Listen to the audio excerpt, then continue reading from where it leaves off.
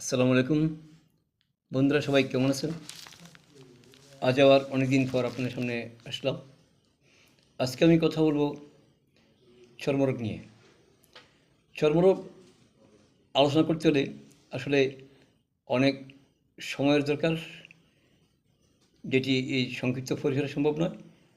তারপর আমি চর্মরোগের পর মূল বিষয় মূল বিষয়বস্তুগুলো আপনাদের সামনে তুলে ধরার চেষ্টা করছি।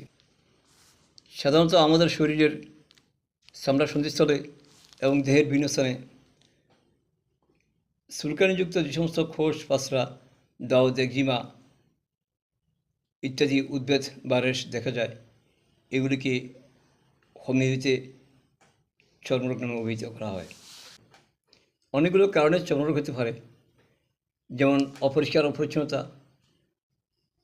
প্রাকৃতিক বিপর্যয়, যুদ্ধ বিগ্রহের কারণে রাসায়নিক বিক্রিয়া ঘটা, বংশগত কারণ এবং আরও নানাবিধ কারণে চর্মরোগ হতে পারে। চর্মরোগের লক্ষণ: আক্রান্ত স্থানে সারাক্ষণ চুলকানি অনুভূতি হয়, চুলকাতে চুলকাতে শরীরের চামড়া উঠে যায়, অনেক সময় চুলকানির জন্য রাত্রে ঘুম হয় না, ফুসকুড়িগুলোর মধ্যে ফুস পানি জমে, পাতলা এবং ঘন রস বা পানি পড়ে,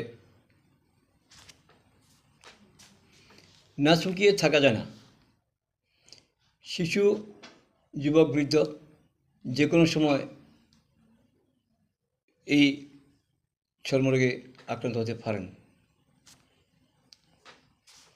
মহাত্মা হেনিম্যানের মতে সুরা সকল রোগের মূল কারণ। হেনিম্যান এই সুরার বিশ্লেষণ করতে গিয়ে প্রকান্তরে সুরা বলতে চর্মরোগকে বুঝিয়েছেন। জটিল এবং কঠিন রোগের পিছনে চর্মরোগের ভূমিকা অনেক গুণ বেশি। মহাত্মা হেনিম্যানের মতে চর্মরোগ চাপা দেওয়ার ফলে বিভিন্ন জটিল রোগ সৃষ্টি হতে পারে, যেমন শ্বাসকষ্ট, কিডনি প্রবলেম, লিভারের সমস্যা, হার্ট প্রবলেম, ক্যান্সার সহ আরও নানাবিধ জটিল রোগের সৃষ্টি হয়। এই ক্ষেত্রে